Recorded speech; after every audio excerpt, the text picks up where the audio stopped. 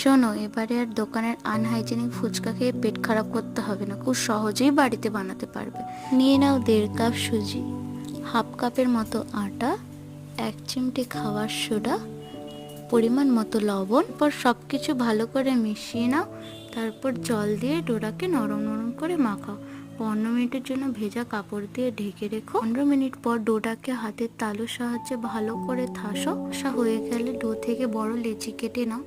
আর বেলতে থাকো, খেয়াল রাখবে বেলাটা যেন মোটাও না হয় পাতলাও না হয়, মিডিয়াম টাইপ। তারপর একটা গোল ঢাকনার সাহায্যে কেটে নাও। পর বেলে রাখা লেচিগুলোকে আস্তে আস্তে করে তেলে ছেড়ে দাও। দেখবে একা একাই ফুলবে, লাল লাল হলে তুলে নেবে।